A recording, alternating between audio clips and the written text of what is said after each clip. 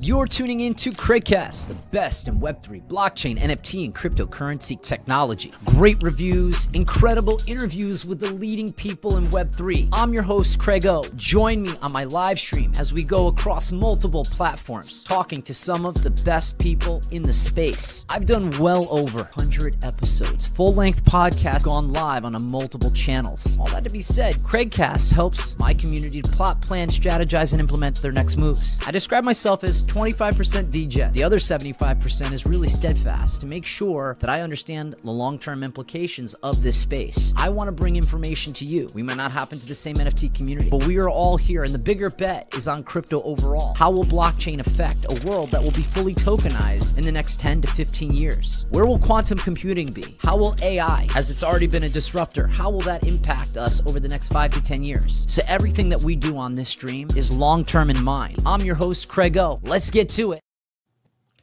Welcome back to another CraigCast live stream. And tonight, we're diving in with two incredible builders shaping how Web3 is understood and how trust is built in a fast-moving environment.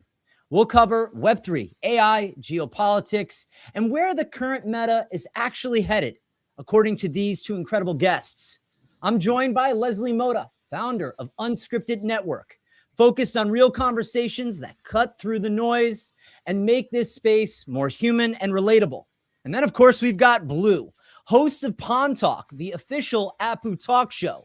He's a trial attorney by day out of Atlanta, known for sharp dialogue and real insight, with guests like Murad and Waka Flocka Flame. I hope I got that right. Tonight, we're going to be unpacking how the attention is flowing and where exactly things are being built, and how we separate the signal from the noise. And you know that on CraigCast, we plot, plan, strategize, and implement our next moves in Web3. Welcome, Leslie and Blue. How are you both doing this evening? Doing great. Thank you for having me on, Craigo. Absolutely. It's good to have you both here. You know, I've been watching your content journey. And Blue up top. Blue, I got you up top, buddy. Yeah, man, it's great to be here. Thanks for having me. Absolutely. It's inspiring to see what you guys have done and what you're accomplishing. And maybe I just want to start off tonight, and I want to ask you both, where are we right now, would you say, in the cycle of crypto and maybe the sentiment on X spaces? And so, Leslie, let's have you start in on that. What are your thoughts? What are you seeing? What are you hearing? And what are your thoughts as we move into summer? I think where I am and the people that I've been reaching out, the people that I've been speaking with, I have shifted. And I think that, with the hype cycles that we had in 2024, 2025, most of them have burned off, and we're starting to see like a clear split, with real infrastructure adoption and utility versus, the recycled narratives and the zero product plays that we hear constantly, which is just noise, and the market is filtering hard.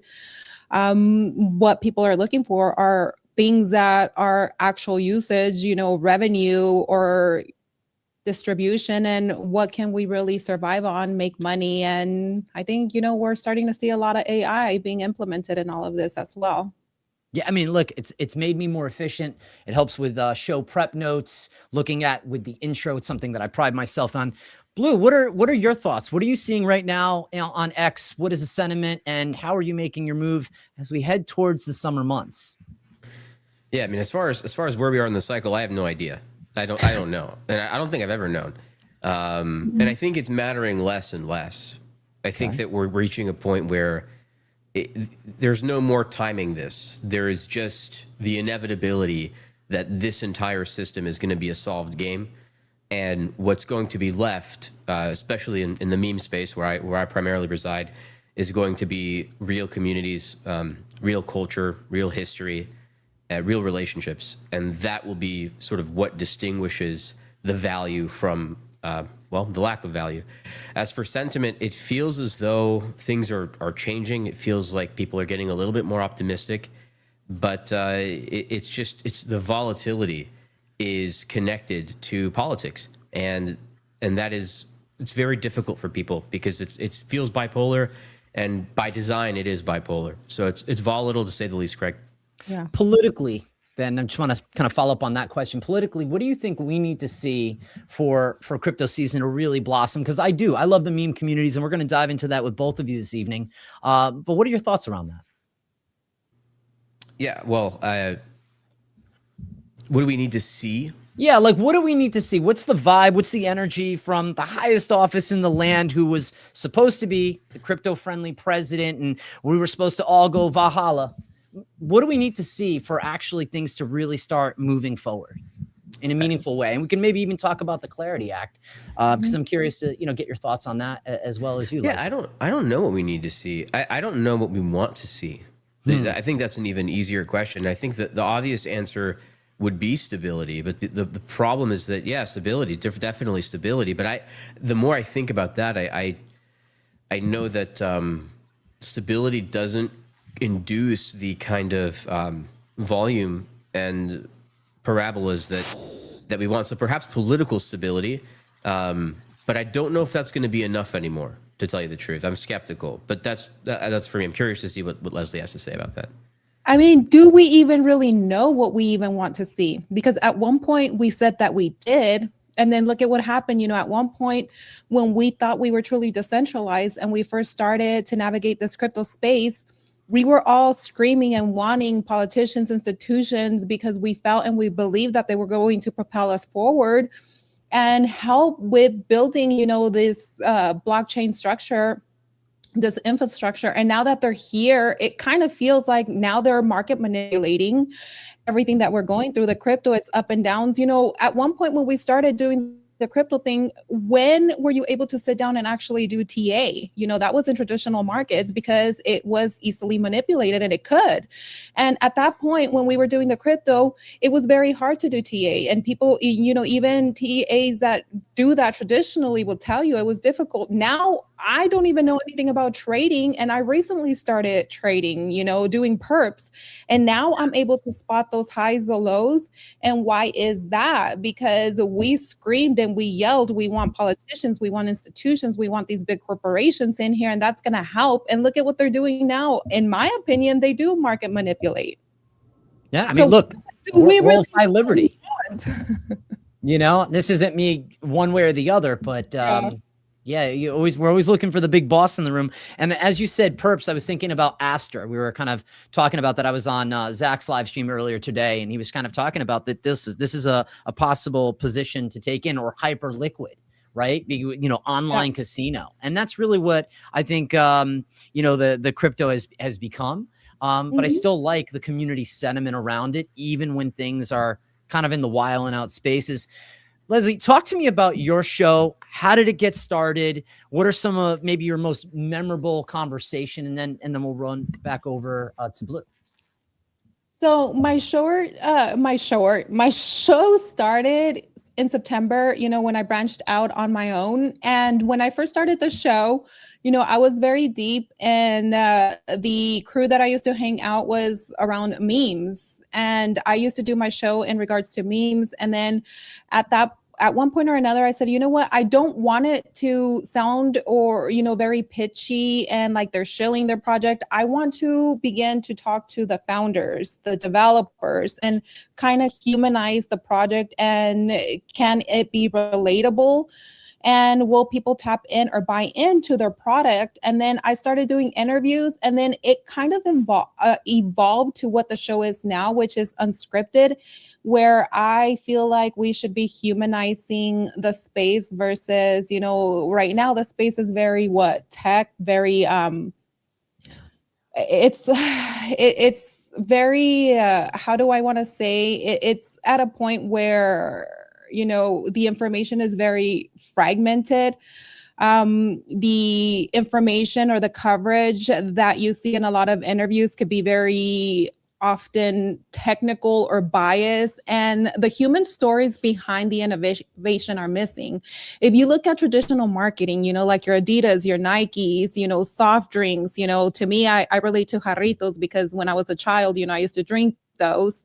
So you tend to buy product that you relate to, and it taps at your emotional and mental strength sometimes. And I was like, how can I begin to have interviews with founders, COOs, and start with their story, how I connect them with the audience, how they got here, and then we can begin talking about what the project that they are building. So at this point, we've already pulled on the human element strings of how somebody may feel and how their story is relatable to them, and they stay through the whole show, and then they tap into the product that they're building on blockchain. And that's how the show got started. So now it's like, my mission is how do I continue to humanize the space, while telling the story about blockchain and what they're building. Yeah. You both are masters of what I call the attention economy. I've watched a number of your interviews, and, for instance, Blue, when you first came on, I think we actually had a conversation on X about a year ago. And I says, well, tell me how this, came to be, this PondTalk. And you're like, hey, my friends and I, it was sort of like a big joke. And then I did it. And then all of a sudden it was kind of off to the races. Talk to me about your first experiences and maybe one of your most notable conversations and why it was so important and personally to you impactful. Yeah, I really hope I'm not a master of the attention economy. I think it's something. I think there are a few things I despise more than the attention economy, and it's kind of it's something I wrestle with quite a lot, actually, because I think it's ruining basically everything that it touches. And I think that's the number one thing that's wrong with crypto, probably, is the attention economy. But with regards to the show itself, yeah, I mean, it started with the community just said, we need someone to do this. And I wasn't the first pick or the second pick, but I was just the only one that was willing to do it. And so I did. By the way, the right kind of attention. So for instance, Leslie, I watched probably about 20 minutes of your interview tonight, before we were coming on. And I really liked how there was this back and forth dialogue, just like with you, Blue, you had a great conversation with someone who Murad refers to as a legend in the space.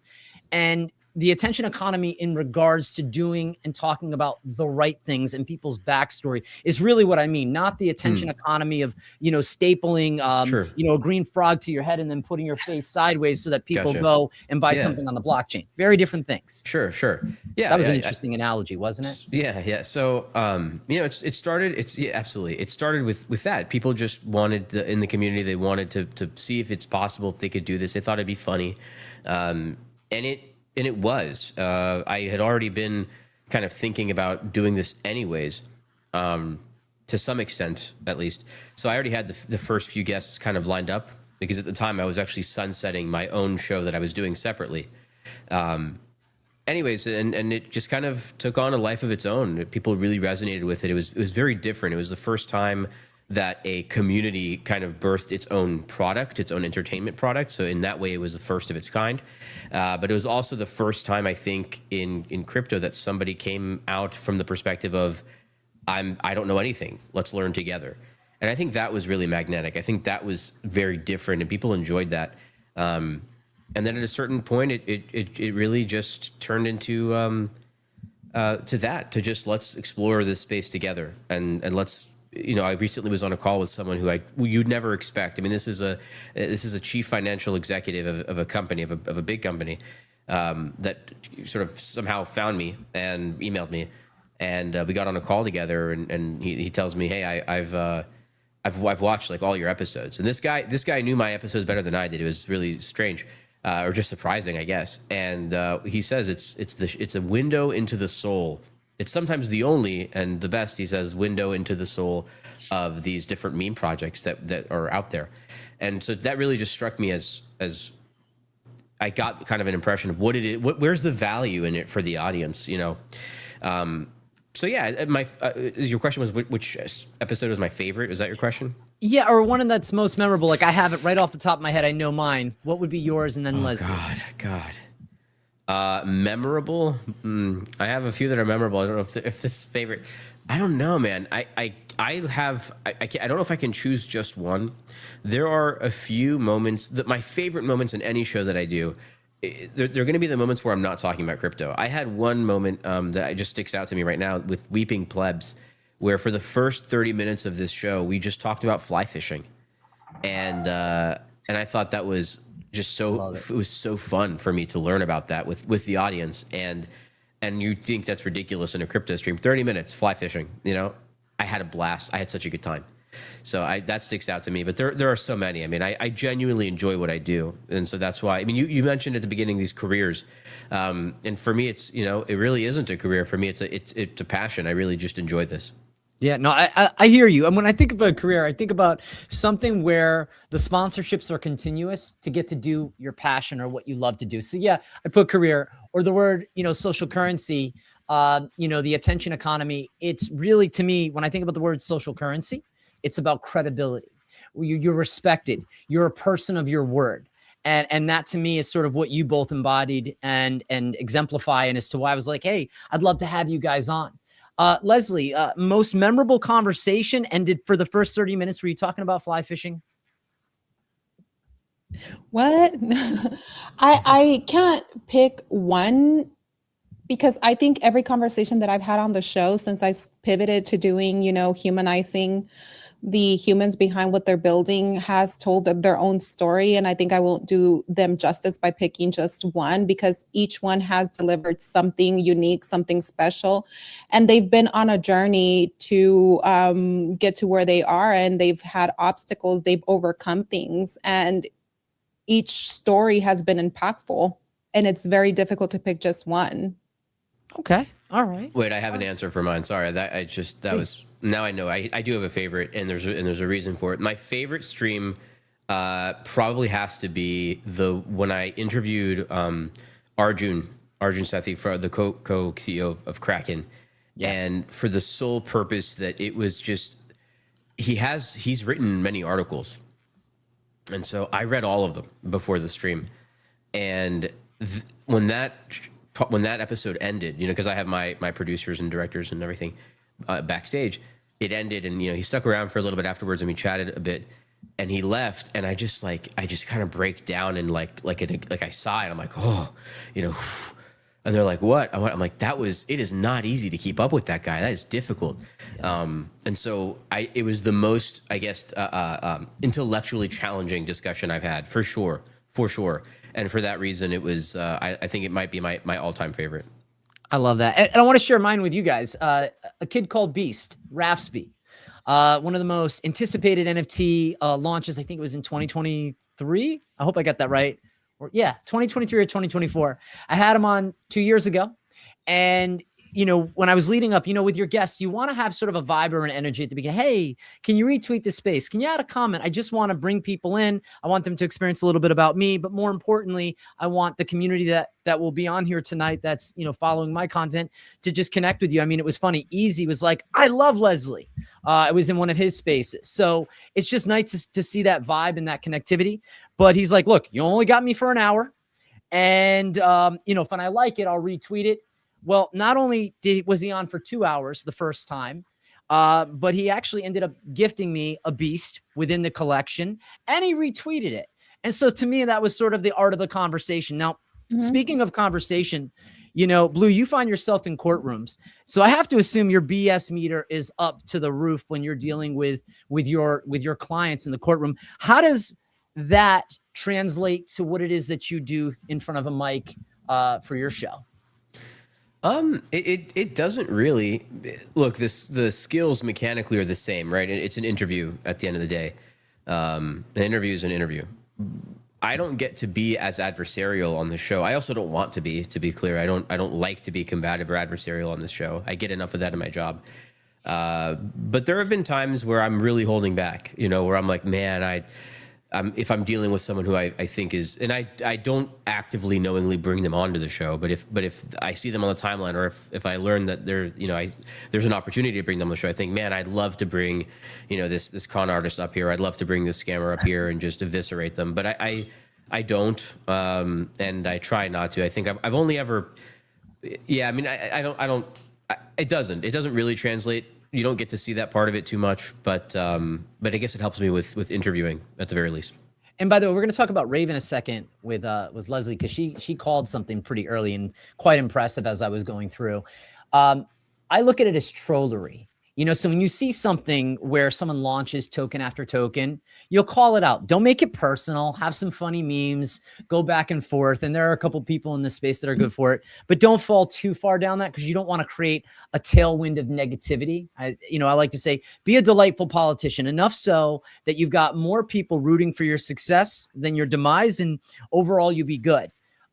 Leslie, you called on rave cycle early. What signals were telling you that something was real versus about to unwind?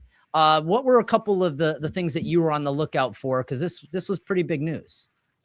I can't take all the credit, for that. I am in spaces and I am in a trading group with people that are seasoned, that have been trading for years. And one of the things that when we began trading rave, they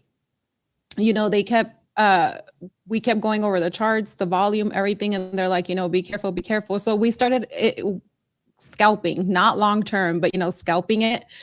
And they're like, at one point or another, it's going to turn. And, I do like to troll, but I guess my trolling is not really trolling, because it's just, I guess the way it is. And that's where we posted it. And then, I had seen, I think, was it another one that I was like, it was doing kind of the same thing. And I'm like, okay, at what point is this one also going to turn? So you kind of start noticing patterns. I think that life, everything that we look at is patterns, and if you learn to recognize those patterns, you learn to recognize them with the next thing that's coming and the next thing. Because if you take a bird's view out, what's happening in the space, it's the same cycle repeating itself over and over, but it's disguised as something else. It's just we don't know how to decipher it and really take a look at, what's happening. And then you get burned, you get wrecked, you get liquidated, and you're like, crap, I didn't know that was going to happen. I didn't know that was coming. And I'm like, but we do. And we are participants one way or another. And, at the end of the day, we complain. So it's not that I really called it out per se. It was the groups that I was in, and, just looking at charts all day and sitting there and watching it and monitoring it. And then I posted about it. And you made the move in, you made the move out, and with safety, you made a little bit of extra money, right? I made money and I lost money. And this is the thing about trading. It's like one of the things that we say is like, when you are trading, keep your emotions out of it. If you're feeling some type of way, if you're feeling tired, if you're feeling emotional, if you want to put a dollar amount on it, say that, oh, I want to make so much money, you're going to lose. It's like, go with percentages. Okay, after a certain percentage, take it out. If you are up and you made money, say I had made 100x on that play. What did I do? I was like, you know what? Oh, well, we're scalping it, right? I went in with a heavier amount at the top. Guess what? I got wrecked. And thankfully, I had a certain amount in there and I got liquidated.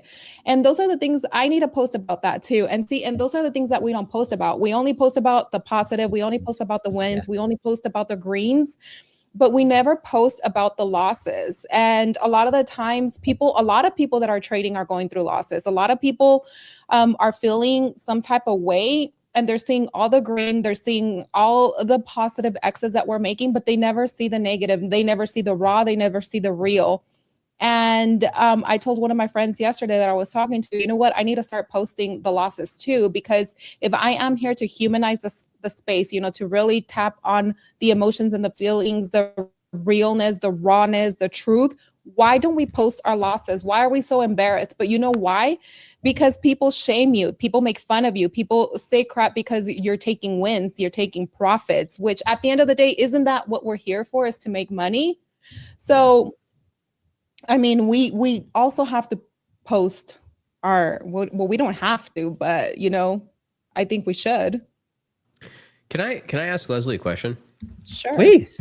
I guess, do you feel any tension between the idea of humanizing something and trading as it exists and what it is fundamentally? And, you're on one hand, you're kind of talking about taking emotions out of it. And then you're also talking about kind of casting it in this different light and humanizing it. And I feel that that's like a bit at odds. How do you reconcile that? I think and I love that question. And I think you have to find a divide in it. And what I mean by humanizing and then leaving the emotions out of it, what I talk about leaving the emotions is with you personally. So when you personally are going to go and trade, and this is for me speaking, right? You have to learn and identify what state of mind and what emotion state of mind you are in when you are going to trade. So for example, if I am going to pull up the chart in one of these platforms and I am going to say, I want to scalp for a few hours tonight, right? Right. I have noticed that if I'm feeling stressed, if I'm feeling like I need to make a certain amount before a certain amount of time frame, I am already going into that trade with certain type of emotion that I need to X, Y, and Z to get to where I need to be. So guess what? I've already identified that emotion is going to wreck me every single time. Now, if there's another day where I go in and I look at that play and say, you know what? I want to go in and I want to do a trade, whether I am going to long or short. How am I feeling that day? What is my state of mind? And if I am feeling no type of way, my plays are going to be great. And that's where I function the most. And that's where I'm saying when you are particular doing that action, you want to take that human and feeling out of it. Now, when it comes to the human side of it, is okay, when we are posting on the timeline, when I'm showing the raw that I got wrecked, that's when you're humanizing your action. That's when you're humanizing the space, because now you're really talking about real, raw, and human emotions that people go through when they're trading and when they're making wins and losses. Leslie, if 90% of people who went swimming died, would you ever let your kids go swimming? I will teach them how to swim.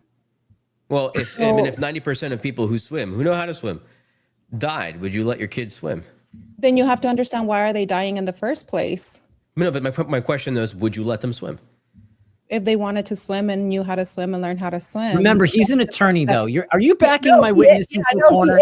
And I'm trying to understand where he's coming from and what he's saying. But the thing is, everybody if 90% of apples, you have a choice, and you have to take an accountability. If my child came right now and they said, no, right now, knowing that they don't know how to swim, and I know that 90% of the people are dying and they want to go swim, hell no, I'm not going to let them. But if they know how to swim and 90% are still dying, and there's a chance, there's a 50% chance in everything that you do. So go out there, throw yourself out there, but you better come alive.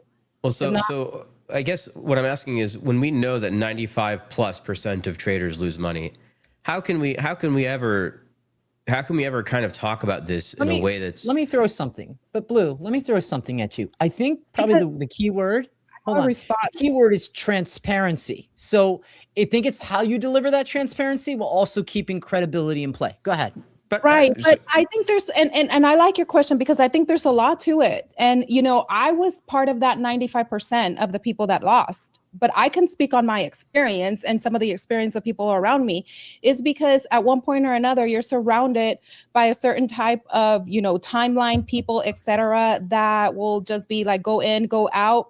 And you really don't know what the fudge you're doing. You don't understand the fundamentals. You don't understand the basics of trading, and you don't understand what you're looking at when you're going into trading. And then you're following what's on the timeline. You're following KOLs. You're following the people that, we're at the bottom, and you go in on a long, and guess what? Boom, it's going to go back down, because you don't understand the liquidity. You don't understand the volume. You don't understand how to look at a chart. That's why a lot of you're saying that 95% people get wrecked. Blue. Individually, you have to take accountability for what you do. You have to understand the fundamentals. You have to understand the basis of trading. And now I am exiting that 95% of the people that would get wrecked when they were trading. You forgot the most important part of the things you have to do. What about you as a trader? Do you do trading? I'm not a trader, no. But Leslie forgot to mention the most important part, right? You have to understand liquidity, you have to understand the tokens, you have to understand the chains, and the most important part, you have to be in that trading group. I mean, Craig, you talked about transparency. Are these public trading groups? They're usually not. In fact, they're rarely ever public and transparent, right? So, the transparency. Well, and when I started winning, I wasn't now, as of recently, a few days ago, I'm in the group chats. Prior to that, I was already winning with the same group. So I was in the right spaces. It's public. Anyone can go into these spaces. So it's not that they were private. And now that I'm winning, that I'm private, because as a few days ago, I just was able to get into these chats, and I haven't traded since I've been in the chats.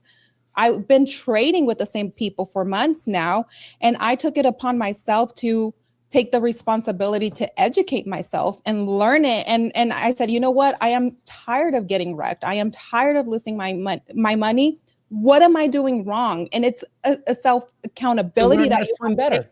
Right. And you have to look internally. It's like, because you can't be going out there, I'm getting wrecked because I'm following this player, I'm listening. No, how are you taking accountability for your own actions? And once I started educating myself and then positioning myself and going to the right spaces where people can actually educate and teaching me, that's when I began winning. Have I taken losses? Yeah, freaking absolutely.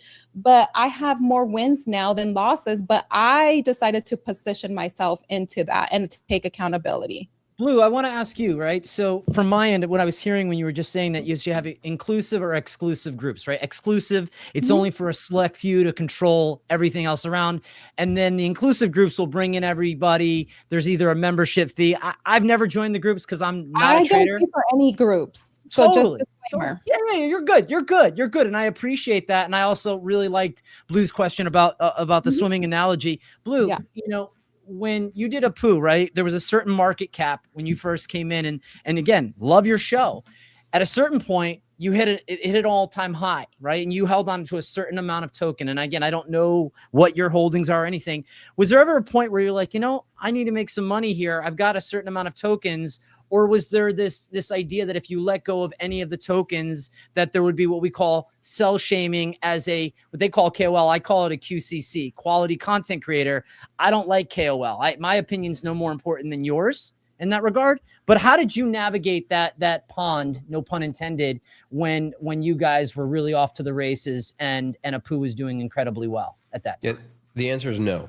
No, I didn't sell. Okay. More importantly, how do I do it? Craig, look at my life since I joined Apu. It's been about it's almost 2 years now. Almost next month in 2 months it'll be 2 years exactly. It's a little under 2 years. In that time, my life has completely transformed, and I've never felt better. I've never looked better. I've never been healthier, been fitter, or more fulfilled in my life. Now, that's not all attributable to Apu. It's just not. But I was surrounded by people who accepted me as I was, but also didn't have a problem telling me that, hey, I'm on a bad path. I need to be better. And everyone was willing to offer whatever advice they could, whether it was dieting advice, exercising advice, cooking advice, whatever it was. Right? I got to meet Seed Oil Disrespecter, that was also a great interview that I did. I learned about seed oils. I learned about, and the broader theme there is just about the food and how important it is to eat real food, right? Like, my life has transformed so much. I could give less of I don't know if we're allowed to swear on this show. I could care less about the dollars here and there. You know, like you fortunately, I'm not in a position where it matters too much for me. Obviously, there's going to be times where people sell. There's no sell shaming. There really isn't. I think that people need to do what they need to do. I think that if you're still trading today, you're jumping out of a plane and expecting to land on the moon. I also think that the real value here isn't in the tokenomics. It isn't in the money here at all. If it was, Murad would have sold at 100 million or whatever it was, right? If it was the people who stood to make millions of dollars, they would have sold. They haven't. There's something bigger going on here. There's something more valuable than that. I'm proof of it. I've felt it, and that's why I talk about it. But no sell shaming, and certainly no. I haven't sold. Got it. You know, when we both all of us think about Bitcoin, right? That's sort of being the leader, and you know, we kind of look at where's market dominance. Are there times at the month end when you're kind of looking at everything? And again, what you said, Leslie, is I'm in this group. I'm trying to gain an edge and trying to figure out how to position my trades. But then also, as you say, just genuinely share these stories as transparent as I can. You know, if I'm ever sponsored, and I've been sponsored a bunch, and I've been like, hey, I'm sponsored by this group. Here's what's going on. Transparency is so important to our credibility. How do you guys balance that? You know, looking at, first off, two things. One is having self-sovereignty, having your crypto holdings. The next is being great interviewers or content creators, as you both are. And then also at the end of the day, thinking, okay, what's next down the line for next year and the year after? And it's great. Look, you know, the fact that you're in a position, Blue, where, you know, this is something of a passion project. I get to do this at night and it's great. And I love it. Would I love to be doing this full time? At some point, maybe. But for right now, I do this in the evening and I really just enjoy these types of conversations. How do you balance off? And maybe Leslie, I'll start with you. How do you balance off the market sentiment on X as it relates to maybe who you're going to have conversations with next, or not even with crypto, but how do you kind of delineate who that next conversation is going to be with? Like, is there something that catches your attention?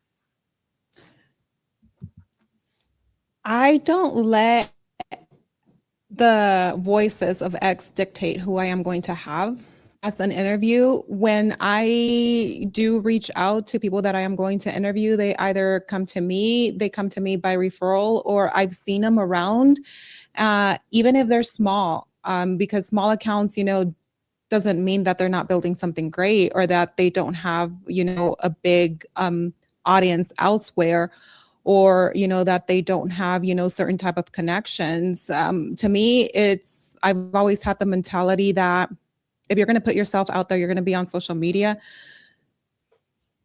your community and the people that are going to bring value, you know, eventually it's going to show for. And there's going to be people that are just going to be contrarians, or people that are not going to like what you're doing for whatever X reason. And honestly, if it's negative feedback, it's none of my business.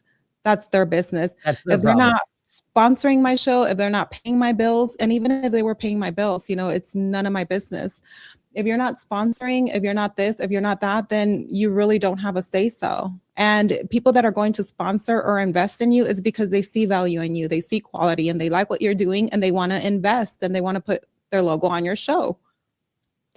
Now, Blue, you have lost, I believe you said 100 pounds. And you know, your community came to you and said, hey, Blue, we really like you. I remember out of distance. And again, sort of my first experiences when I'm listening to someone on Spaces or I'm seeing their video content, that's at least how I'm coming into touch with figuring out the conversations and who I want to speak with. But Blue, for you, you know, who with that tap on the shoulder, do you remember waking up that following morning saying, okay, the new journey starts to a better Blue? When did that happen, and what was that journey like for you? Oh man, I mean, I could talk about that for 4 hours. Just talk about it. Go into it. I want to hear about it because that's quite an accomplishment. It's one fitness accomplishment when someone's just taking to better their distance running time. That's one of the things that I'm into is distance running, but it's a whole other thing to lose a person. Yeah. And it's funny because I feel like I gained a person actually, but you're right. It's look, you reach a point where you tell yourself, I can't do this anymore. And it's at a different point for everyone. Everyone has a different sort of breaking point, but you reach a breaking point and you say, I can't do this anymore. Things that you've tolerated. And it's so funny because the longer you tolerate, the worse it gets. I mean, I think back to some of the things I just kind of accepted as a fact of life, you know, like something stupid, like tying your shoes, like how awkward and an uncomfortable experience it was to tie my own shoes, right? Every day, sometimes many times a day. And you just kind of accept that as that's how life is, but it doesn't have to be. And that's just one sort of silly example. There are so many. You also don't really realize, because you get used to it, how tied it is to your psychology, to your mood, and obviously to your health. But it is your productivity, you know, the way you're perceived. Oh my God, the way you're socially, the way you're perceived, it's changed entirely. And so I had enough. I just reached a point where I was like, I'm tired of waking up and hating who I am. And I'm tired of being mad, because also very mad at myself for getting to that point. You know, I'd been like obese for at that point more than half my life. And so I also got mad, but I was always trying to lose weight throughout those years. And I got to the point where I was so mad at myself because I'd been mad for getting to that point. And then I got mad at myself for being mad at myself. I was like, oh my God, Blue, you've wasted the last 5 years beating yourself up over this. Let it go. Just focus on getting out, right? That was a process in and of itself. And it's layered, it's nuanced. You know, these things are, there are levels to this for sure. And so kind of unraveling that ball of yarn that is the weight loss journey and the health journey, and understanding that it's not linear and that it's not just one thing. It actually is a combination of things. And then just doing it. Yeah. Just doing it. Well, keep doing it, man. It's just awesome to see that journey as it continues to unfold. And then maybe it's, you know, it's going in a race or doing whatever your favorite sport is and accomplishing something that you had never thought possible. Leslie, you have so much grit. And I love the fact that before you said, look, you know, what anybody's opinion is of me, it's not my business. Because once I make it my business, I'm taking on their energy. You'd also mentioned something that I saw. One of the things I was reading is you talked about crypto at the border and where you see real world adoption happening. What does that actually mean to you? And where do you see us currently in that cycle this year? What I meant with crypto at the border was, you know, how can I bring crypto and make it easy for them to adopt it? Because down here by the border, nobody really knows about crypto. And, you know, one day when I went out, a project had sponsored burritos to go and feed the homeless. And we took them to the shelter and, you know, asking that they know crypto, and then went to the city of Nogales to speak about crypto. And I was like, you know, how can we bring crypto to the border? How can we adopt it here? And how can we help them set up services where, you know, it's like you're going beyond borders and people are able to donate for certain type of causes. And that's what I meant by bringing crypto to the border. And that's still under, you know, works. We put a pause to it last year with my mom. And, you know, now that, you know, we did lose her, you know, the world still continues to move forward with or without you. So, you know, probably going to start resuming that. And by bringing crypto to the border is providing education, helping them understand, you know, how crypto is able to help with their businesses, and then understanding, you know, what ways or they can adopt, and getting people that are seasoned in here, people that are well educated to explain it, you know, whether it's people from like Wallet Guard, MetaMask and things like that, or, you know, other people that are savvier. I'm not an expert. I don't know it all. And I think it's gathering a team, a group or team of people to help provide that education, because I think we do lack that education in the space.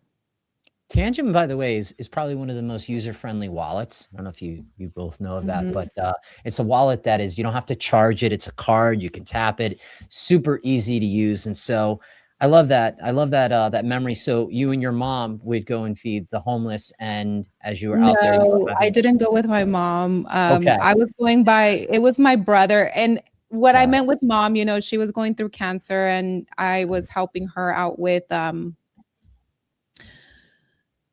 treatments and hospital and taking her to appointments. So the crypto journey by the border, we had to put a pause on it. And, you know, we lost her a month ago.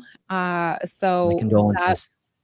Thank you. So that probably we'll resume it back on here, you know, eventually. Well, she's got to be super proud of you and all the things that you're doing and accomplishing, and just being able to connect with many people and make an impact in the lives of others and those around you and your family and your brother. So I really like hearing those kinds of stories. It stops for a second and it says, okay, what are you here for, right? Emerging tech, AI, blockchain, blah, blah, blah. But, you know, to be able to talk a little bit about your family, about Blue's weight loss journey, and just seeing him, I can't wait. Maybe he's going to dunk a basketball next. I can't wait to see if that happens. That would be cool. Do we have any ups, Blue? Any ups? I've can jump at this point 30 inches at least vertically. I know. I saw you jump on that ply thing. I don't know. I can't look. I'm never gonna touch the hoop. I probably from the ground. Those are fun exercises until you you bust on your knee and you fall on your face and you're like, oh man.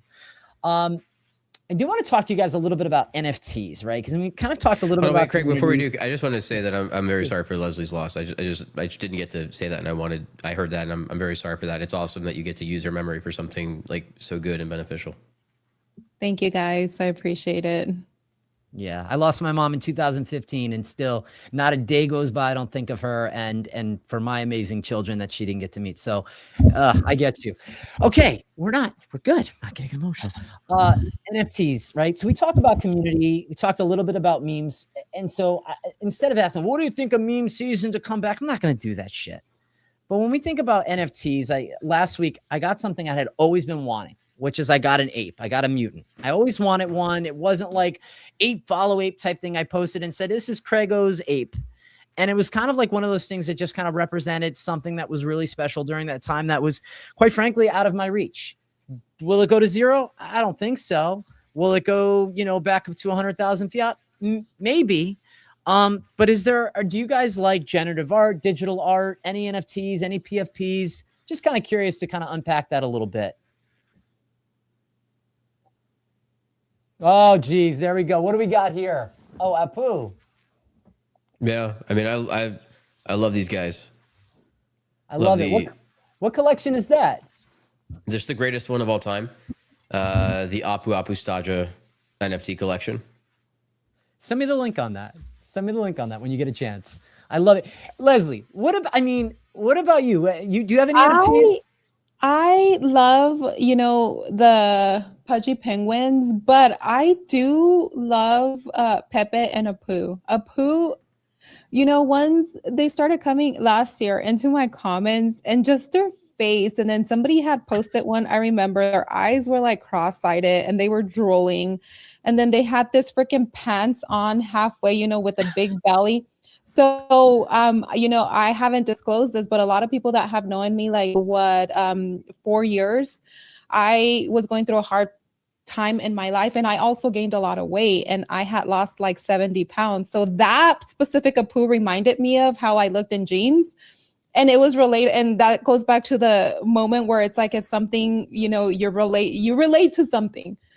And I don't know, I looked at that and I remember I downloaded it and I sent it to one of my sisters, and I was like, oh my God, this looked like me back in the day. And we were like laughing. And then, I freaking love those. And then everybody was storming my comments with them, different ones. And they're just so ridiculous looking, but you just love them.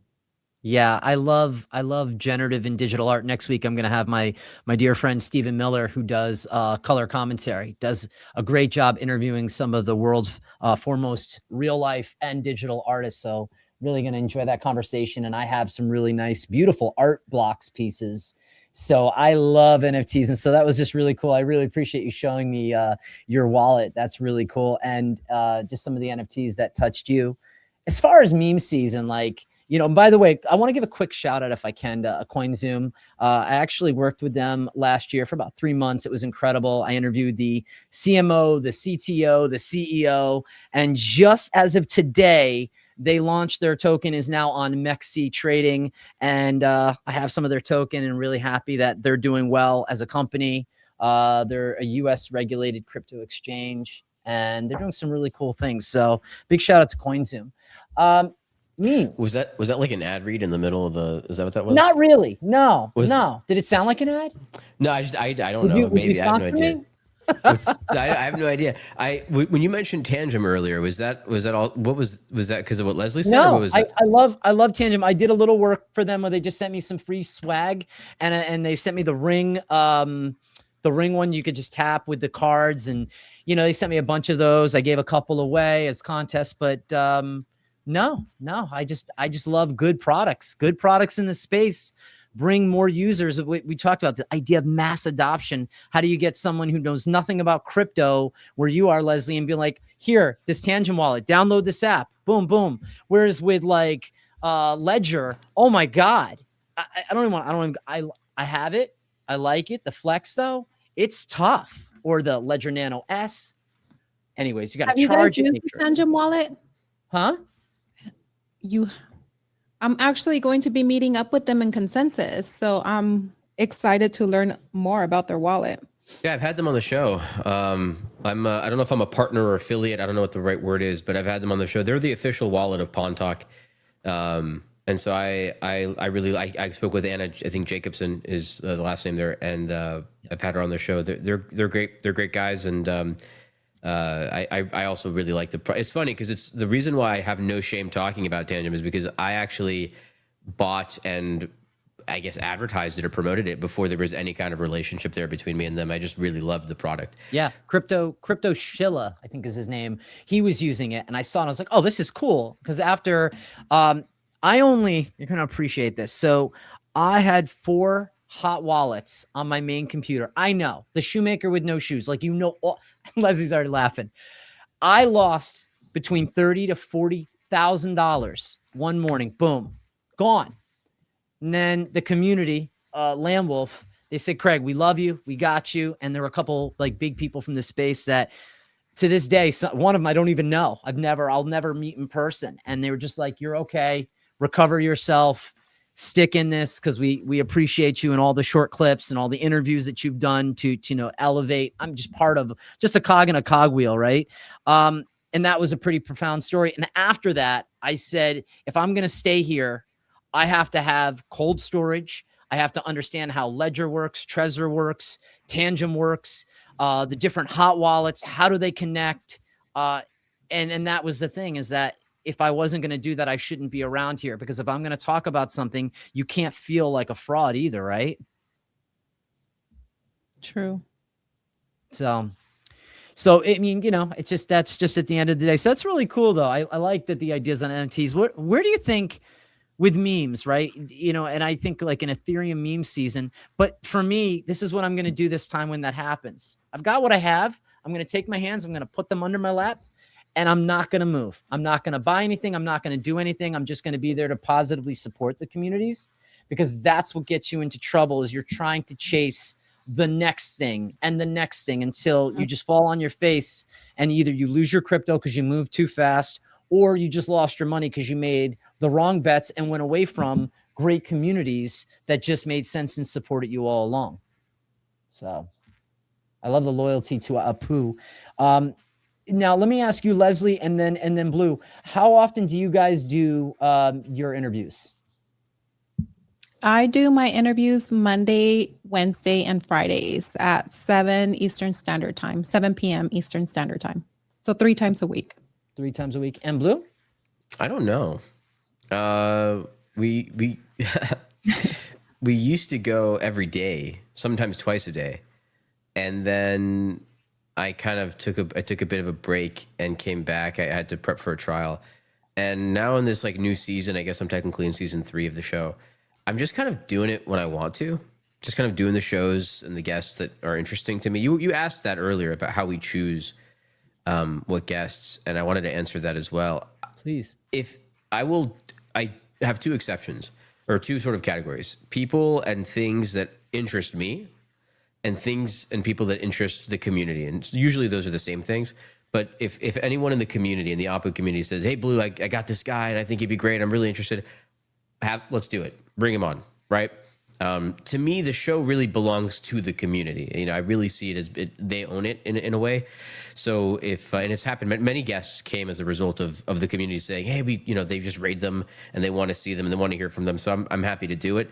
And then if I just see something that interests me, or if there's something that I really want to talk about, I'll do that. But as far as how often we stream now, just kind of whenever. At this point, it's whenever. I love that. And it's been a great change for me.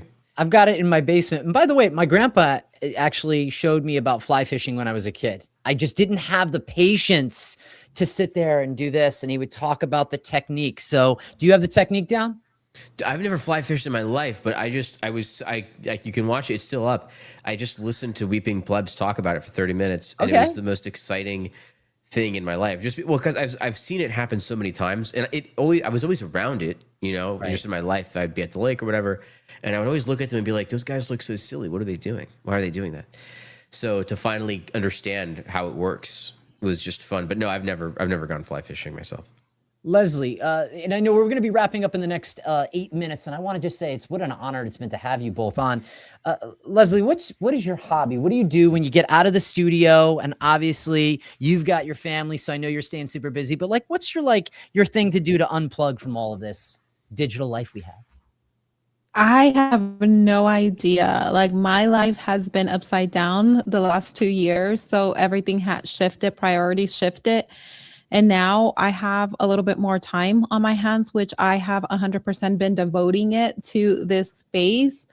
But what I started doing the last couple of Saturdays is actually, and it's not my hobby, it's something that, I'm just trying to touch air and things outside of crypto, is going to Mexico every Saturday. Well, I shouldn't even say it out loud, right? Or somebody's going to stalk me, but going to Mexico and trying something different, the first Saturday we went, just walked, sat at a plaza and ate like these tortas from this truck. And then last Saturday was tacos from this little stand, and just sitting out there and watching people. So I think I'm kind of enjoying that. It's just people watch and eat in Mexico.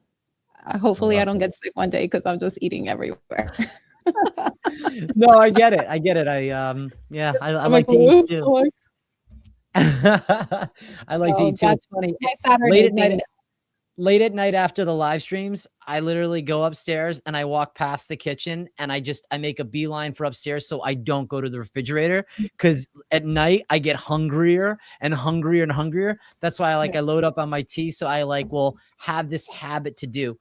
All right. The last question for you both. And Blue, I want to kind of finish off with you if I can on this one. What's Blue's hobby? A Blue what? What is my hobby? I was like, what's your hobby, Blue? I mean, it's this. No, when I'm not doing this and I'm not working, what am I doing? I'm at the gym a lot. I'm playing soccer. I do soccer twice a week. I do strength training twice a week, and then I do long distance running twice a week, and then I usually rest on Mondays. There's a little bit of that. I've been just kind of going out meeting people recently a little bit too, so that's been fun. But that's nothing too crazy. Actually, before I ask the last question, so you guys have been with me for close to an hour. And you've seen a little bit of me. Just curious if either one of you have a question, feel free. I always like to kind of reverse it. I could see that Blue likes to. I have a question. Let me ask you a question. How the hell do you stay so positive all the time? Yeah. You are one of the most positive people but by the way, when I first met you, I thought it was like a gimmick. I was like, this schmuck, he's like a ray of sunshine. Every time I hear him, it was annoying at first. I was like, what the hell? And then I realized that's genuine. You are genuinely just a positive guy. How do you do that? I'm jealous of you. Because I have the life I want now. And when I was younger, my life almost didn't exist. And I kind of will leave it surface level that you can obviously dig in and figure that out. Maybe that's an offline. But, looking at my beautiful kids and my amazing wife and my life, I won the lotto in that regard. So how could I not be happy, So, I mean, don't get me wrong. I can get pissed off, but I think I'm allergic to negative energy and kind of like people that are not kind. And so I'm here to lift people up, because if I lift more people up selfishly, they're going to lift me up too. Yeah. I have a question for you too. And this probably applies to Blue. And maybe I should take my mentality away from that, but I have a thing that if I reach out to someone, I reach out 3 times and then I don't ever reach out, and you both get great guests. And I know, Craig, you've reached out to me a while back too, and you never stopped. And then, one day I was like, okay, yes. And it was not like, okay, yes. I was like, oh my God, I'm so mean. I'm so rude. Let me go on his show, because I hadn't responded. But how do you keep, do you have a time frame where you're like, you know what, they haven't responded, I'm done, or I'm never going to pursue it? Or you're just super persistent until they're like, okay, yes, back off? If I feel that I'm being I don't know, with women, it's going to be different because there's a certain point where it's like, I'm not here to stalk. I'm completely kosher. I've got my family. I'm happy in my life, but I really wanted to get you on because I don't have enough amazing women to really pull from to say, hey, come on. I want to connect with you and I want to learn about your journey and your story. And you are someone I want to support in this space. With the guys, it's a little more like go for the no. We got Fiddy coming on. I've had Scott Melker come on. I've had Mark Yusko. So it's been a lot of like just fun. Just like the worst thing somebody can tell me is to go F off or pound sand or they don't respond to me. I think not responding kind of sucks a little bit. And I kind of get down on myself and then I say, you know what? Everybody's got their life. But just, you know, I kind of like remove ego to the side. And I think the more that I've done that, the better it's worked out. What about you, Blue? How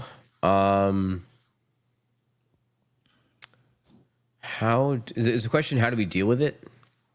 How do you deal with it, or do you keep going? Because like for me, after I reach out 3 times, if you don't respond, I move on, you know, and it's like, okay, because I'm here full time. So I'm producing a show. I'm doing everything on my show right now. I don't have a team. So it's me solo.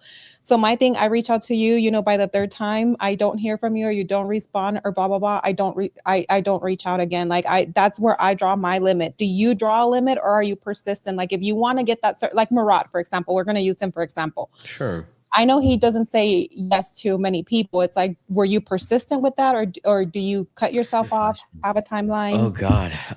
Well, so Murad's a little bit different, just because it's it's a very unique sort of dynamic there. Yeah, I think there was. Gosh, this is a complicated question. I mean, it shouldn't be. It should be pretty simple. So the straightforward answer is I feel like I ask the person I have asked the most, who will never go on the show. He just won't do it. I mean, he'll do it eventually, but he won't do it. Is Gainsey. Man, I love Gainsey. Love that guy. And harassment or persistent. And so yeah, well, no, and at this point it's like. Yeah, so Gainsey, because I would do his show. I mean, he brought me onto his show every weekend for like several months before he decided not to do any guests at all. And I was like, you got to do PondTalk. And the thing about Gainsey is, and he'll tell you this, he's just a lazy mofo. And he's honest about it. He's just lazy. He's like, I'm not doing it. He says yes, and he's like, yes, but he's never going to say when, right? And at this point, it's like just a running joke. I'll be like, "Hey, how's Passover? You know, good Shabbos, whatever." And when are you doing the show? Anyway, so that's like one where he's just not going to do it because he'll never do anyone's show. But one of the benefits of being a community-driven project and a product of a community is that I rarely have to pursue anyone, because what ends up happening is, for example, I think I might have sent, for example, Rek Takashi. I think I sent him maybe one request, or maybe 1 or 2. The majority of the requests came from the community just rating him incessantly, just like do PondTalk, do PondTalk, do PondTalk, and he's even there are recordings of him going, I have to do this show or I'll never hear the end of it. So that's kind of the advantage, is that the autistic frogs will actually just persist forever. I need autistic frogs. They will barrage, they will just bombard them until they do it. They did the same thing with tons of people. And then I think you reach a flow where people, I don't know. But that's let me put it this way.